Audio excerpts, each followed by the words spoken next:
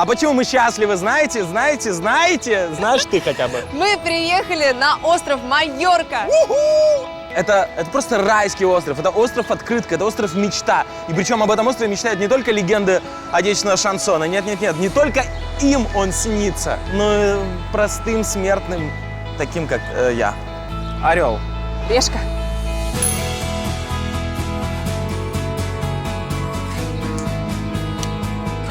Ну?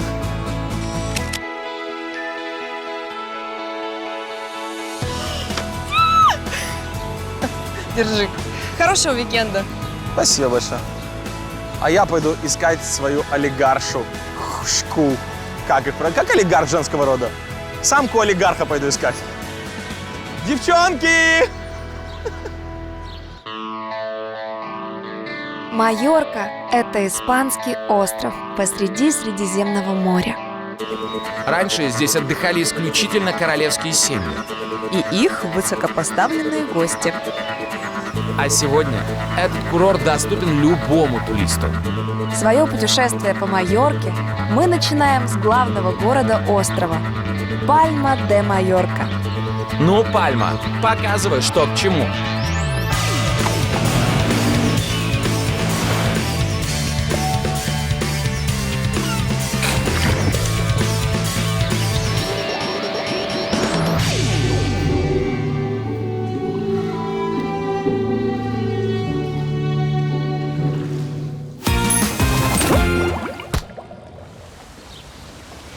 Сегодня я взяла себе королеву среди машин. Машина S-класса. Mercedes S63 AMG. Почему S? Потому что современная, стильная, совершенная, да просто самое-самое.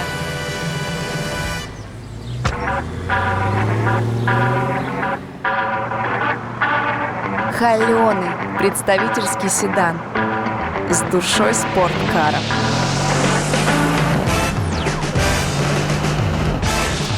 От спортивной тачки здесь мощность на 585 лошадей. И разгон до сотни всего за 4 секунды. А от представительской машины мягкая подвеска, которая сама адаптируется под условия дороги. И роскошный, комфортный салон. И так удобно. И даже так удобно. Вдобавок, машина просто напичкана разной удобной электроникой. Мультимедийная панель, подстаканники с функцией охлаждения и подогрева напитков. Но главная фишка моего Мерседеса – крутые массажные кресла. Сейчас будем разбираться, где здесь массаж. Как это, не воспользоваться, что ли, такой прелестью? О, массаж. Окей. Ой, пошло. Ой, отлично как. Прям по точечкам. Это приятно. Как будто там под сиденьем маленькая Тайка сидит и проминает меня кулачками. Так вот почему богачи любят этот S-класс. И обойдется мне это удовольствие всего в 4000 евро за уикенд.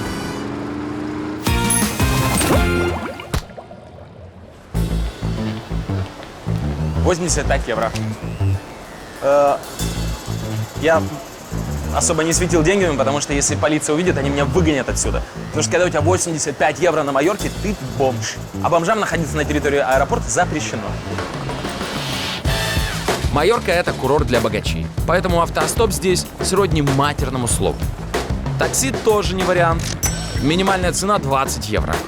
И это за каких-то 10 минут езды до центра города. Не потянем мы такси. Так, дай мне руку, пошли. Идем в автобус. На такси в следующем городе покатаешься. Пошли. Стоит он 5 евро. Пятерочку стоит проезд. 5 евро. Я потяну, вы нет? 5 евро, они еще раздумывают. Вы думаете, здесь есть дешевле что-то? Нет, здесь ничего дешевле. Самый дешевый вид транспорта от аэропорта до города.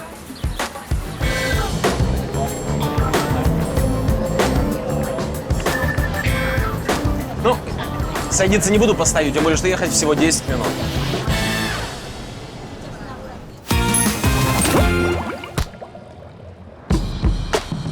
Мы в городе Пальма. Сейчас посмотрим, что тут есть. Безусловно, тут есть пальмы. Старинные улочки и просто уйма достопримечательностей. Ну, Коля точно вам все это покажет и многое расскажет. Остров на самом деле небольшой, поэтому его можно объездить за весь уикенд. Что, собственно, я собираюсь сделать. Ну и езжай. А я расскажу о городе. Тем более, что поговорить здесь есть о чем. Если вы думали, что Пальма де Майорка — это только пальмы, тусовки и коктейли рекой, то прямо сейчас вас ждет большое открытие. Пальма — это один из самых старых городов мира.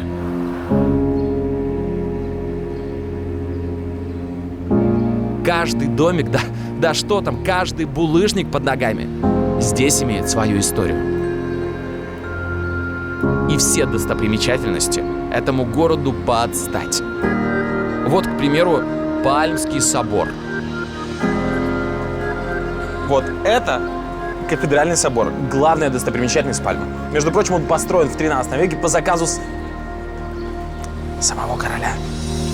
Легенда гласит, что флот короля Арагона-завоевателя по пути на Майорку попал в страшный шторм. Напуганный правитель взмолил святых о спасении, поклявшись воздвигнуть в их честь храм.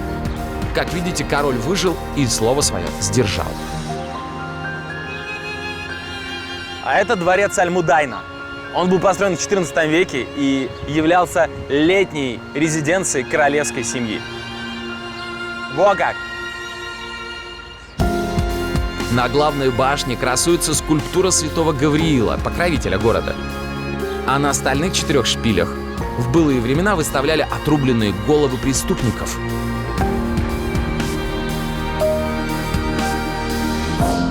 Но сердце Пальмы, конечно же, красивейшая набережная, к которой каждый день причаливают сотни яхт богатеньких туристов. По сути, вся набережная Пальмы – это такая гигантская парковка для лакшери-яхт. Покупаться негде. Ну, разве что меня, может, кто-то пустит с яхты прыгнуть, но я не рассчитаюсь. Европа, знаете ли.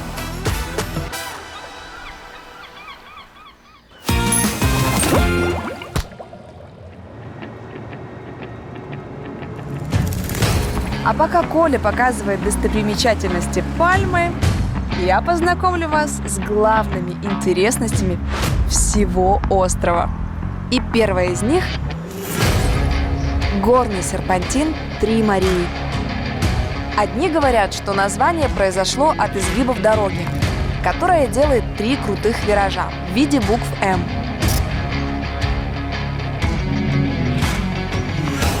Другие же твердят, что этот участок дороги архисложный.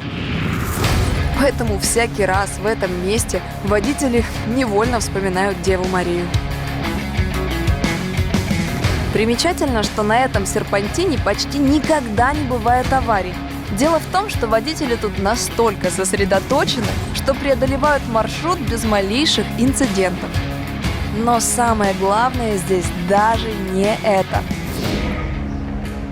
а умопомрачительные виды, которые тут открываются. Красота!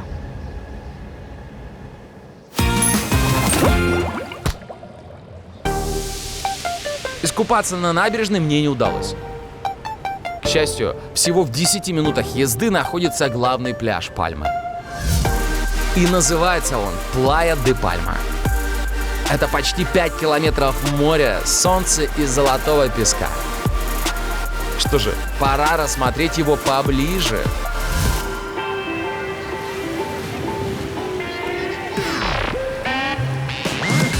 Итак, контингент отдыхающих на пляже. Здесь, как говорится, пляжи всем возрастам покорны, поэтому от мала до велика. Много ли здесь людей? Много. Но так как пляж очень длинный, то места хватает всем, и можно довольно вальяжно развалиться. Вот поэтому, видите, у каждого свой участок. Можно еще огород рядом сделать. То есть. Инфраструктура на пляже. В принципе, есть все. Кафешки, рестораны, туалеты, шезлонги. Все есть. Ну, разве что кроме переодевалок. Но они здесь просто не нужны, потому что нудизм здесь легализованный, поэтому никто особо не стесняется. Переодевается прямо так. Я вот жду, пока вон та девушка с пышной грудью начнет переодеваться. У меня есть время подождать. Качество песка. Ну, песок светлый и очень приятный на ощупь. Вы знаете, вот его трогаешь и не хочешь останавливаться. Причем я не один такой. Посмотрите, вот кто-то вообще не мог остановиться.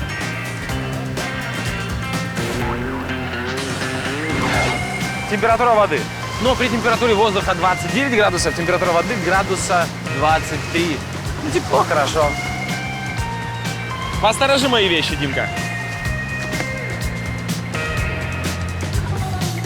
Так что свою похвальную 4 пляж Плая-де-Пальма получает абсолютно заслуженно. Еще одна достопримечательность Майорки – бухта Са-Калобра. Создала всю эту красоту река Торрент-де-Парейс, которая пробила ход к морю через могучие спины скал.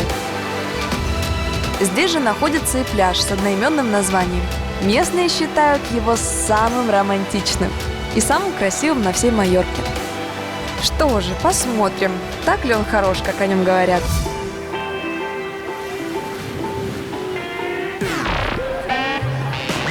Контингент. Место живописное и, конечно же, привлекает всех. Здесь интересно и малышам, и пенсионерам. Да и я найду чем заняться. Плотность населения. Но тут даже испанскому апельсину негде упасть. Вместо песка здесь галька, но хорошая. Импортная, испанская. Градация размеров от вот такого небольшого к крупному.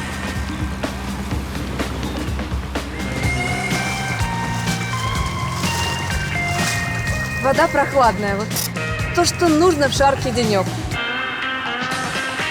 Да, здесь нет кафешек, шезлонгов, зонтиков.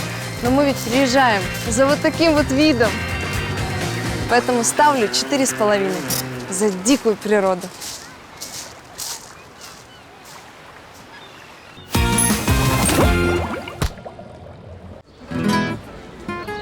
Самое время подкрепиться. И бюджетному туристу на Майорке дешевле всего это сделать в пастелерии или кондитерской по-нашему. Продают здесь булочки, пирожные, торт и еще кучу всяких сладостей. Но я пришел сюда не за ними, а ради одного особенного блюда. Энсаймада – это традиционный десерт. Он придуман и, собственно, есть только на Майорке. Сюда положу чек, чтобы помнить, насколько для меня ценен этот десерт. 11 евро. Фух. Ну что ж, настало время попробовать, что я все-таки купил. Ну что? Такая гигантская булочка.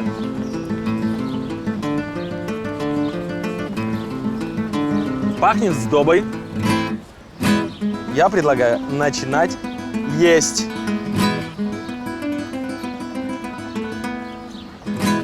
Это похоже на джем. Тыквенный джем. Никогда не думал, что тыква может быть такой сладкой. И это без сахара. Тесто очень мягкое. И слой его такой тонкий. Напоминает булку с повидлом из школьной столовой. Ну, только очень большую. Съел пару кусочков и все, сыт. В ближайшие пару часов есть не захочу. А через пару часов у меня еще есть энсаймада.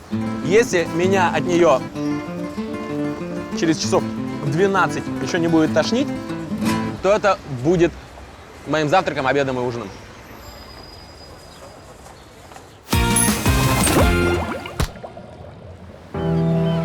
Следующая достопримечательность Майорки – горная цепь Сьерра де Трамонтана. Она знаменита тем, что местные жители за многие века изменили ее ландшафт, прорубив в камне вот такие террасы для своих апельсиновых рощ и жилищ. Здесь же, на одном из утесов, находится отель, в котором я проведу свой уикенд. Джумера Порт Сойер. Это 5 звезд. 3 гигантских бассейна и 121 роскошный номер, в одном из которых я проведу свой уикенд.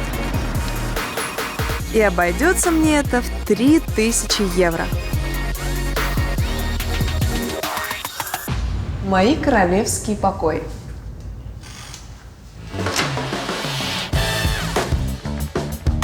Первое, чем меня встречает номер – столовая с шампанским и фруктами. Далее следует большая ванная комната с огромным джакузи. Поехали дальше. Спальня в светлых тонах и личный кабинет. Но главная фишка номера – лучший вид на всей Майорке. Это просто восхитительно. Там марина, яхточки припаркованы, скалы и море. Сердечко сейчас так пил. Да, самые большие деньги люди платят, чтобы получить эмоции от природы. От такого красивого вида. От того, чтобы увидеть всю красоту нашей планеты. Они за фантики и вензеля. Вот королевский вид.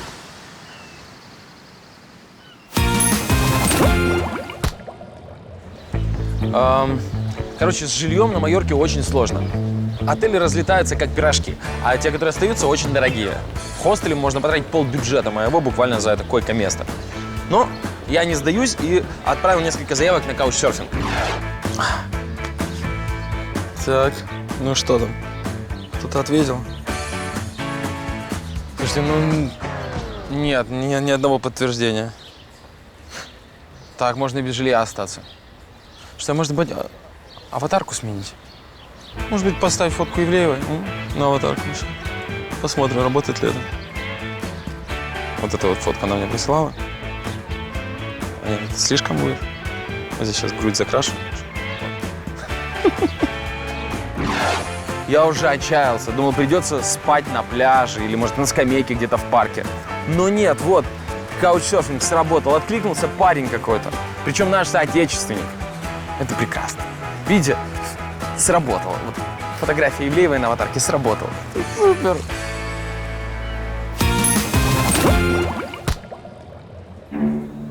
Дело к вечеру, пора и поужинать. Для этого я приехала в ресторан Адриана Кетгласа. Он удостоен звезды престижного кулинарного гида Мишлен за то, что здесь любят сочетать, казалось бы, несочетаемые ингредиенты, создавая уникальные блюда высокой кухни. Вот, например, салат «Ароматы Майорки». Блюдо состоит из травяного пюре, копченых сардин, маринованных огурцов, сбора специй, измельченных в порошок, и цветных ростков. А украшает все это мороженое из ферментированных томатов. Так как блюдо называется «Все ароматы Майорки», предлагаю его для начала почувствовать по запаху. Ну, пахнет немного морем. Это из-за сардин. И я отчетливо чувствую запах укропа. Как на вкус? Очень вкусно. Сардинки. Хорошо чувствую. Зелень. Вот мороженое из томатов не чувствуется как мороженое, просто чувствую вкус томатов. А соленый огурчик везде вкусный. Даже в высокой гастрономии. Дальше следует основное блюдо – рыба корбина. Готовится так. Сначала на тарелку выкладывают пюре из планктона. Затем добавляют кубики из лайма. Дальше выкладывают рыбу в муссе из мидий и украшают чипсами из водорослей. В продолжении морской тематики попробуем рыбку.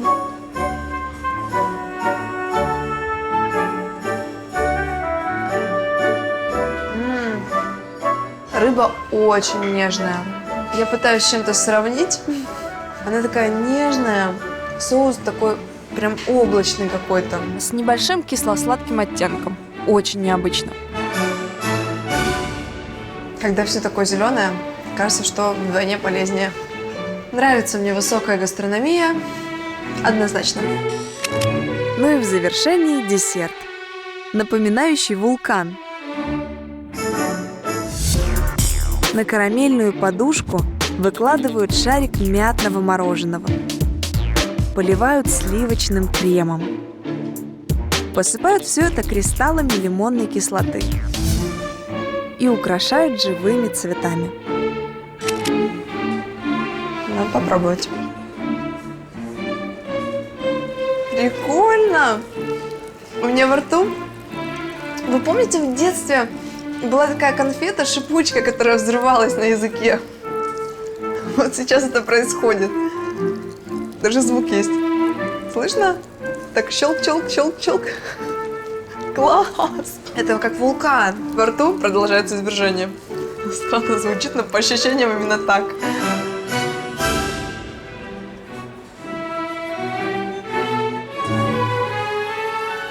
На вкус это как мохито, просто мороженое. Так щелкает. Специалисты Мишлена дали этому ресторану 1 звездочку, но я думаю дать ему 3, потому что 3 из 3 блюд сегодня были просто восхитительные. Правда, ну, очень вкусно. К своему ночлегу я добрался уже поздним вечером. Это здесь.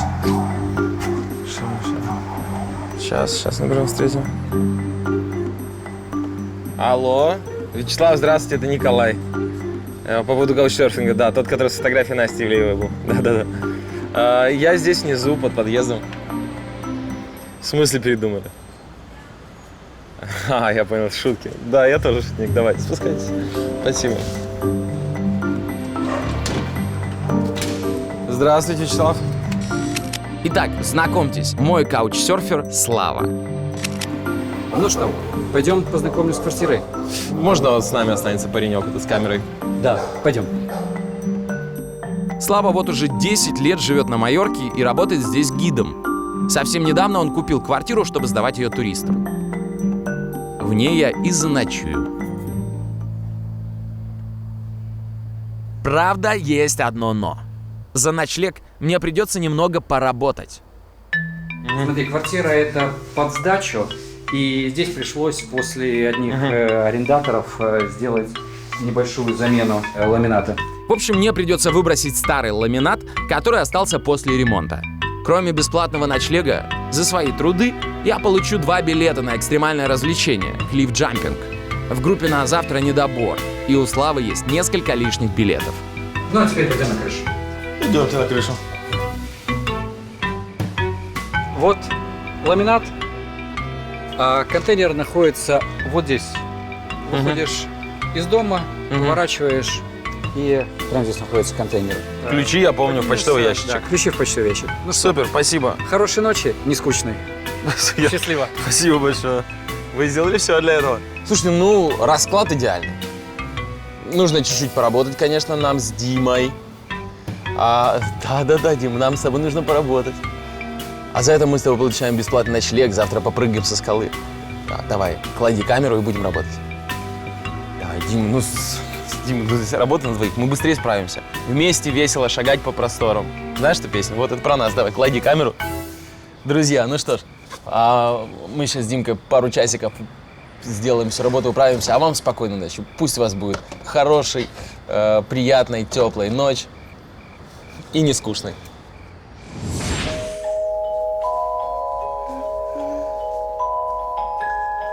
Костя, это что за дела? Ты что, целый ананас съел? Целый ананас?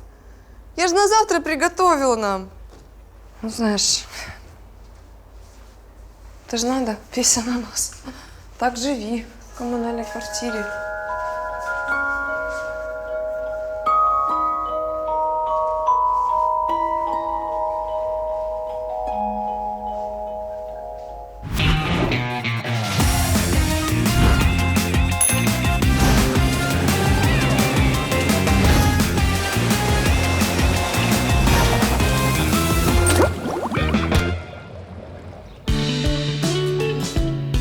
Доброе утро. Ух ты. Какой я молодец. Я работу на дом взял. Это, знаете, кто-то с работы домой, там, кто-то работает на заводе по, не знаю, там, по производству очков, и домой тягает очки. Колька работал на разгрузке ламината, и домой ламинат тягает. Ну все. Доброе утро, я сплю. А состоятельные туристы на Майорке начинают свое утро, как подобает богачам. Ой, hello. Арендуют скоростную лодку и отправляются к уединенным бухтам острова.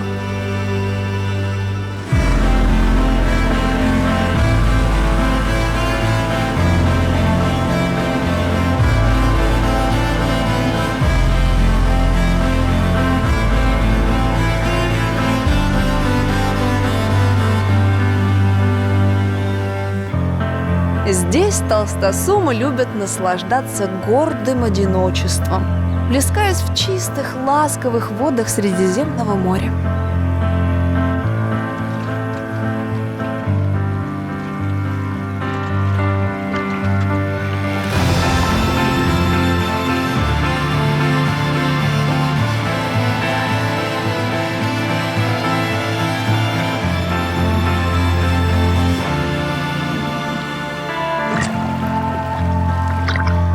Ну и, конечно же, нет ничего лучше, чем вкусный завтрак в окружении природных красот. Место, ну, прям очень романтичное. Сюда хочется вернуться. Поэтому брошу монетку. Ну, чтобы вернуться. Так.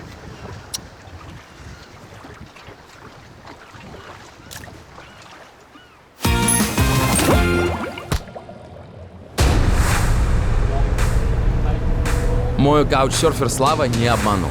Так что с самого утра я отправился клифф-джампить. Клифф-джампинг или прыжки в воду со скалы — это экстремальный вид спорта. Весь адреналин в том, что джамперы прыгают с разных высот в диких, необустроенных местах, где есть опасность не рассчитать прыжок и травмироваться о скалы или подводные камни. Для разогрева берут небольшую высоту. К примеру, прыжок с 3 метров.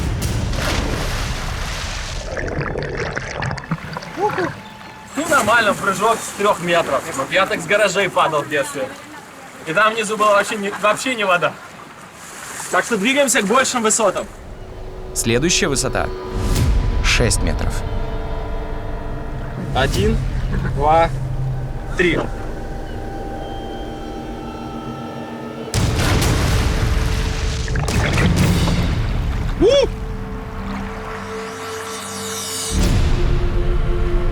И на финал — прыжок с 8-метровой высоты. Ну почему, как только самая большая высота, сразу Коля первый? Скажите честно, вы что, отсюда больше никто еще не прыгал? Хотели проверить, есть ли там камни внизу или нет? Окей, я согласен.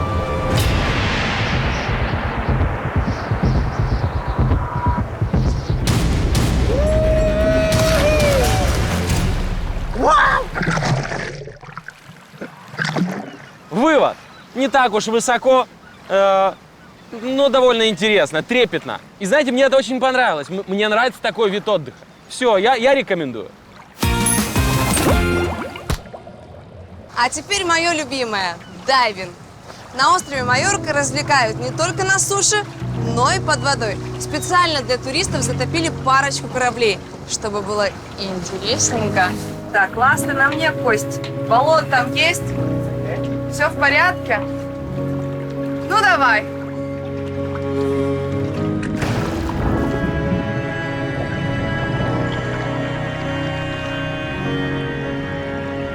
Вся соль дайвинга на Майорке в том, что ты отправляешься к настоящему кладбищу затонувших кораблей.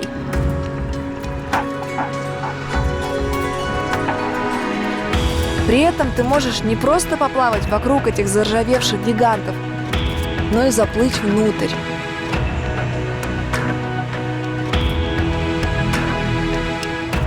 Только представьте, раньше по этим коридорам бродили беззаботные пассажиры. Капитан со своего мостика раздавал команды экипажу, а кок на кухне готовил угощение. Теперь же всем здесь заправляют рыбы, водоросли и семьи планктона, которые превратили корабли в свое молчаливое подводное царство.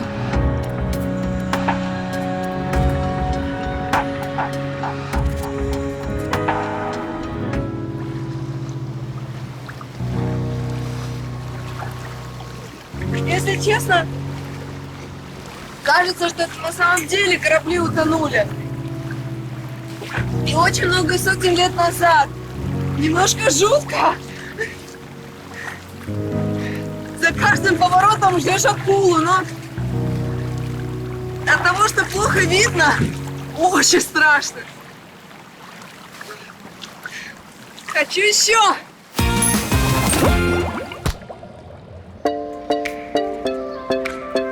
Майорка — это не только пляжи да пальмы. На острове находится огромное количество глубоких пещер. И самые известные — пещеры Дель Драк. Ух ты, а кто крайний? Какая-то хаотичная очередь. Обалдеть. Здесь столько лет человечеству потребовалось для того, чтобы вылезти из пещеры. И все равно тянет обратно. А пока бюджетные туристы толпятся в очередях на распиаренных достопримечательностях, богачи могут позволить себе эксклюзивные туры в труднодоступные пещеры.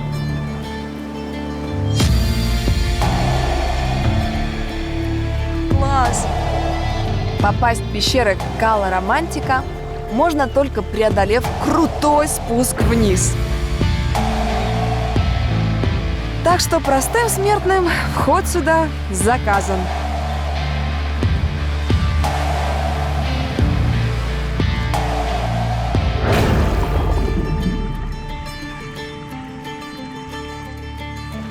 Я чувствую себя человеком-амфибией. Костюм очень хорошо держит над водой, поэтому ты такой прям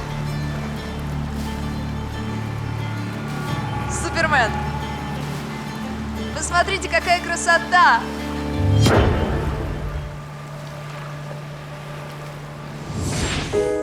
Ну и ладно, моя пещера ничем не хуже твоей будет.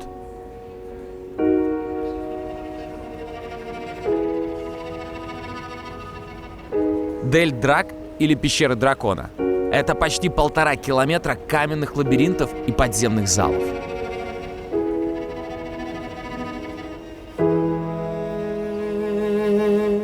Чего здесь только нет. Легенды о драконах и сокровищах. Всевозможные образования из сталактитов и сталагмитов. И десятки озер с прозрачной, как стекло, водой. В финале пещерного комплекса находится одно из самых больших пещерных озер в мире. И по нему можно покататься на лодочке. Ну, все это вы и так видели в морском сезоне. А вот кое-что, чего мы вам еще точно не показывали. Из последней пещеры сделали полноценный концертный зал. И буквально через несколько минут начнется концерт. Вот здесь сяду. Оп. Там, конечно, в фан-зоне слышно лучше, но здесь как-то спокойней. После крутого спуска нужно заплыть в узенький грот.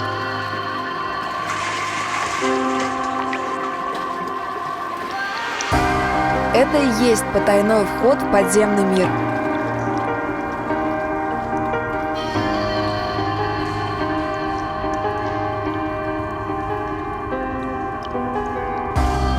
Вы только вдумайтесь!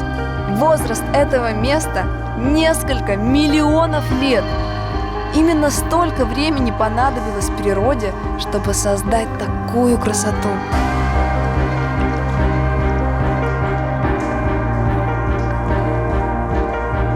Какие кругляши. Круглые, совсем как пальцы.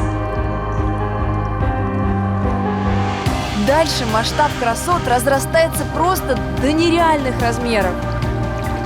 Высота этой пещеры более 18 метров. Из маленькой комнатки ты попадаешь в огромный зал. И в каждом зале есть что-то свое уникальное.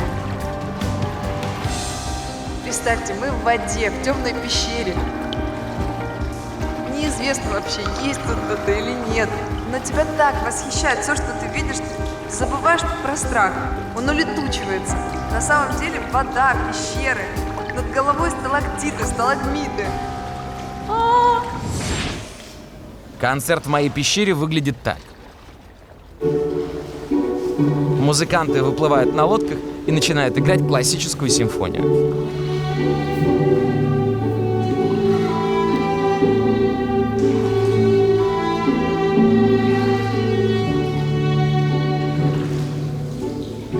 Благодаря идеальной природной акустике кажется, что пещера подпевает оркестру, и от этого удивительно чистого, пронзительного звука буквально мурашки бегут по коже. Это прекрасно. Такой романтический момент, а некому предложение сделать.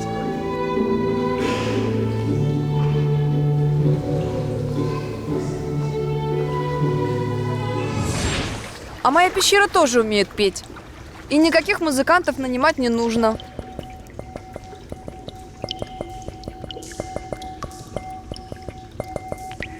Диковинка в том, что местные сталактиты и сталагмиты могут издавать звуки. Стоит только к ним прислушаться.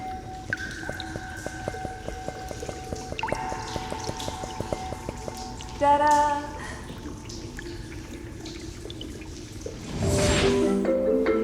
Сколько раз я был в пещерах уже. Но каждый раз это новое приключение. Каждый раз ты как будто телепортируешься в какую-то вселенную Толкина. Это можно рассматривать бесконечно.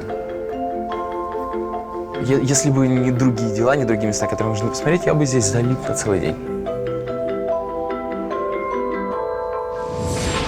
Я до сих пор не верю, что я там была. Это какой-то невероятный другой волшебный мир.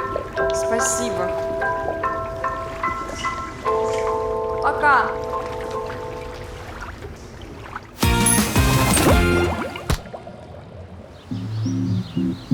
Пальму за эти 2 дня я исколесил вдоль и поперек. Но у меня все еще осталось немного денег и времени.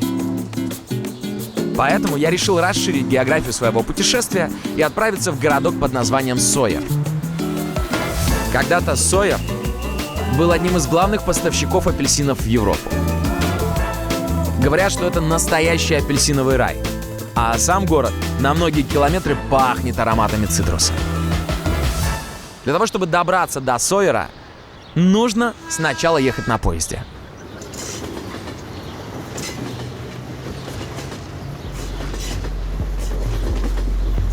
Этот поезд – самый удобный способ добраться до Сойера. Сойер находится в горах, и поэтому долгое время был в изоляции. Около 100 лет назад прорубили туннель и пустили этот поезд. Честно, я когда покупал билет, думал, что это будет, обычная электричка. Часик перетерплю и выйду в красивом городке. А оказалось, что это, во-первых, комфортно, во-вторых, интересно, в-третьих, виды потрясающие.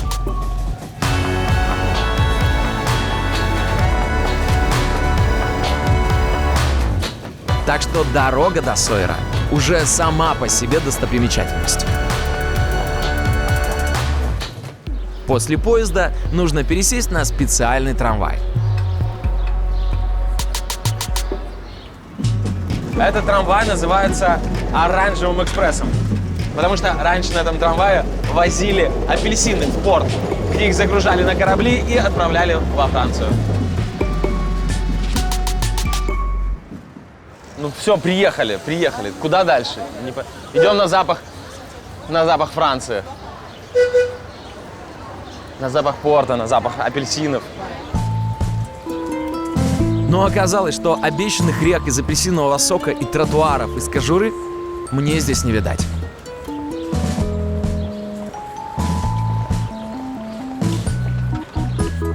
Сейчас этот порт превратился в курортный городок с кучей кафешек, отелей, вилл. Ну и, конечно, весь берег усыпан яхтами. Эволюция. Но одно напоминание об апельсиновом прошлом Сойера все-таки осталось. Самое веселое развлечение здесь – это поесть мороженого. Мороженое с естественной кислинкой апельсиновой.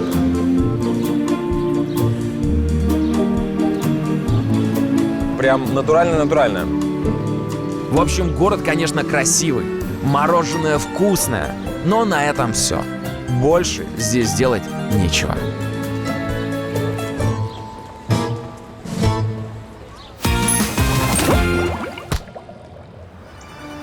Ребята, все дороги Майорки ведут сюда. Ну как все? 1, 2, 3, 4, 5. 5 точно. А это значит, что вы прям вот наверняка найдете клад от Орла и Решки. Сейчас будем прятать.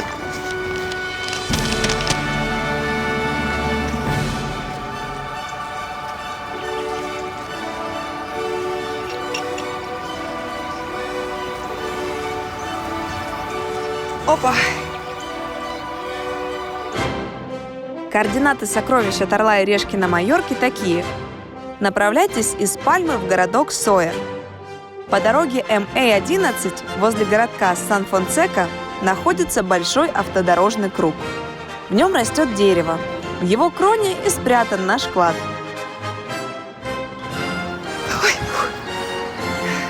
Ну все. Вот тут заветная бутылочка.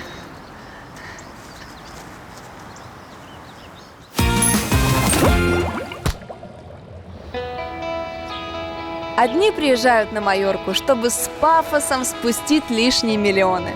Мои королевские покои. Сердечко сейчас так пиу. Другие едут сюда ради старинной архитектуры. Во как! Потрясающей природы и атмосферы бесконечного лета. И все они получают то, зачем приехали. Ну почему, как только самая большая высота, сразу Коля первый? Потому что Майорка – это остров, который способен угодить всем. Посторожи мои вещи, Димка. Просто восхитительно. Мне нравится такой вид отдыха. Это что за дела? Ты что, целый ананас съел? Может быть, поставь фотку Ивлеевой на аватарку? Место, ну прям очень романтичное. Сюда хочется вернуться. А некому предложение сделать.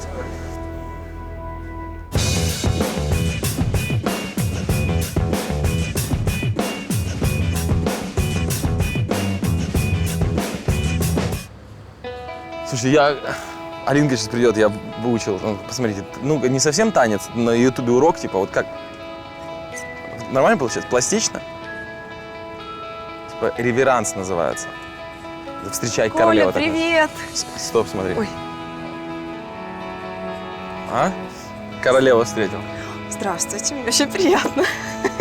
Действительно, Майорка – это излюбленное место королей. И я очень старалась быть современной королевой. Ну, жила я красиво, хорошо, по-королевски. Как провел ты эти выходные? Слушай, ну, у меня не было все так беззаботно инфантильно, как у тебя. Мне приходилось работать этими ручками, Да ты строить что? свой отдых. Да, ну, этими и Димкиными мы в 4 руки разгружали ламинат, чтобы было где переночевать, чтобы на следующий день попрыгать со скалы. Представляешь себе, мы молодцы. Ты настоящий не мужчина, пропадем. Коля. Настоящий мужчина. Вот А подожди, еще раз скажи. настоящий мужчина. Вот предлагай в том же духе. Ты отдыхаешь как настоящий мужчина, а я как королева. И в следующей стране давай так же. Настоящий мужчина. Да? Ребят, пока. Коль, ты настоящий мужчина. Поэтому, как настоящий мужчина, говорит, что женщина, то место на кухне. Эй, на золотой карты почему нет?